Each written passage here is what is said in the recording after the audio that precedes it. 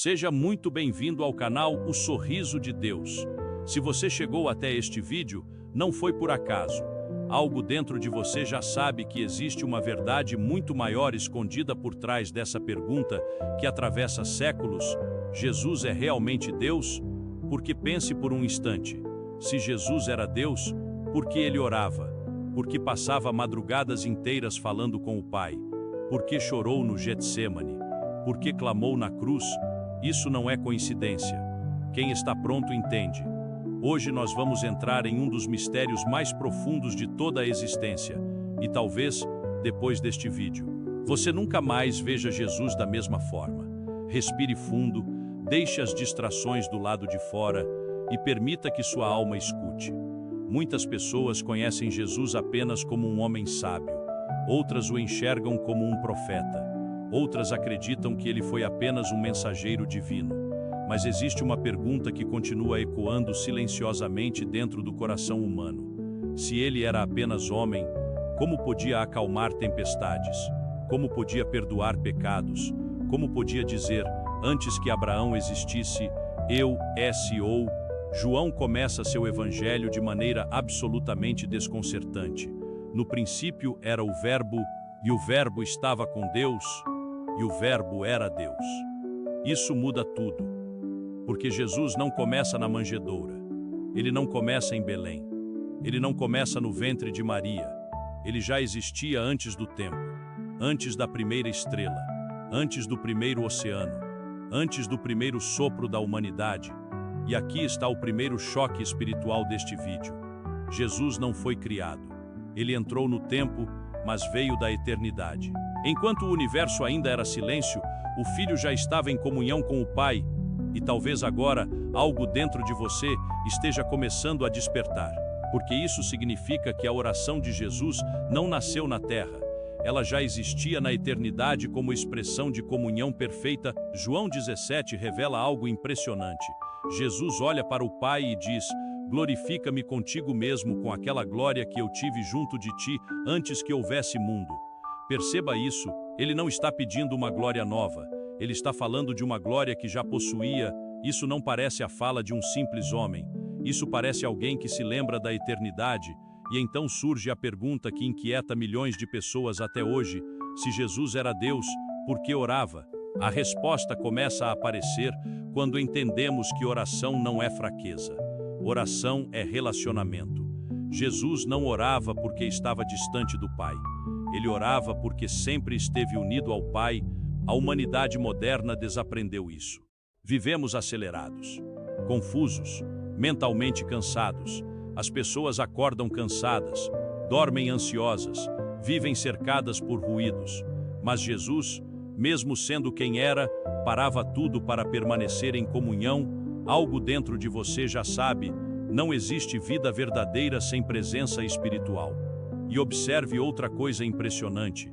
Quando Jesus foi batizado, o céu se abriu, o Espírito desceu como pomba, e a voz do Pai declarou: este é meu Filho amado.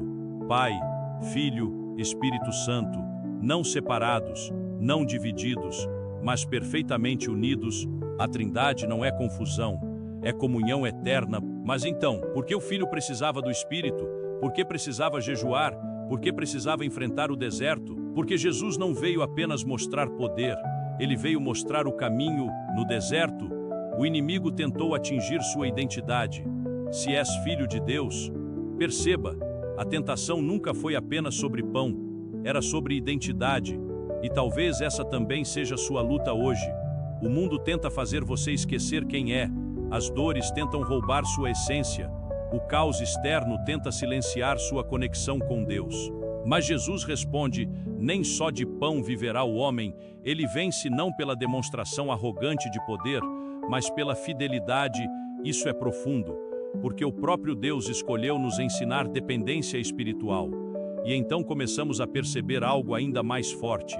Jesus orava o tempo inteiro, antes dos milagres, depois dos milagres, no meio das multidões, nas madrugadas silenciosas. Marcos diz: de madrugada, ainda escuro, ele saiu para um lugar deserto e ali orava. Imagine isso, o Criador do universo, sozinho, em silêncio, buscando comunhão. Quem está pronto entende. A oração nunca foi ritual, sempre foi permanência. Talvez você tenha sentido isso recentemente. Uma sensação estranha, uma inquietação interna, um vazio que nada preenche, como se sua alma estivesse cansada do excesso de ruído. Isso não é coincidência.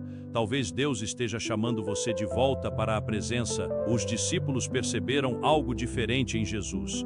Eles não pediram, ensina-nos a fazer milagres. Eles disseram, Senhor, ensina-nos a orar, porque havia poder naquele silêncio.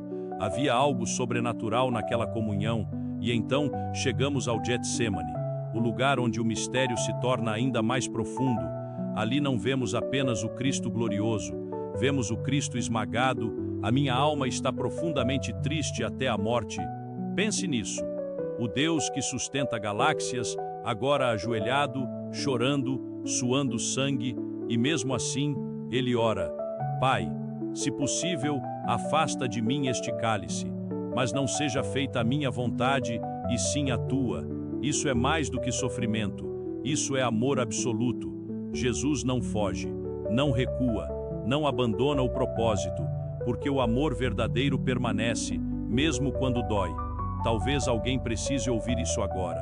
Você tem tentado fugir da dor, fugir do processo, fugir das mudanças. Mas existem momentos em que Deus não remove o cálice, porque é justamente através dele que nasce sua transformação. E então vem a cruz, o céu escurece, a terra treme, e o filho continua orando, Pai, perdoa-lhes. Mesmo ferido, ele intercede. Mesmo rejeitado, ele ama. Mesmo crucificado, ele continua revelando o coração do Pai. E então, ouvimos o grito mais doloroso da história. Deus meu, por que me desamparaste? Ali. Jesus carrega o peso do pecado humano. Mas até sua dor se transforma em oração. Isso muda tudo. Porque significa que não existe sofrimento humano que Deus não compreenda. Ele conhece lágrimas, conhece abandono, conhece angústia, conhece silêncio, mas a história não termina na cruz. O túmulo não conseguiu segurá-lo, a ressurreição revela aquilo que sempre foi verdade. Jesus não era apenas homem, ele era o próprio Deus encarnado, e mesmo depois de ressuscitar, ele continua falando sobre o Espírito Santo, continua conduzindo os discípulos à comunhão, porque Deus não é isolamento, Deus é relacionamento eterno. E aqui está uma das maiores revelações deste vídeo. Jesus continua orando até hoje. Hebreus declara que ele vive para interceder por nós. Pare por um instante e absorva isso. Neste exato momento, existe uma intercessão acontecendo por você. Mesmo quando você não consegue orar, ele ora. Mesmo quando você cai, ele intercede. Mesmo quando sua fé enfraquece, ele permanece. Isso não é religião, isso é amor sobrenatural. Talvez agora você esteja entendendo. A oração de Jesus nunca diminuiu sua divindade. Ela revelou sua essência, porque o verdadeiro poder não precisa provar superioridade. O verdadeiro poder ama, permanece, sustenta, intercede. Jesus é Deus, porque somente Deus poderia unir eternidade e carne. Somente Deus poderia chorar e ao mesmo tempo sustentar o universo. Somente Deus poderia morrer e ainda vencer a morte. E talvez o ponto mais importante não seja apenas responder intelectualmente quem Jesus é, mas decidir se você vai permanecer próximo dele, porque oração não é obrigação, é sobrevivência espiritual.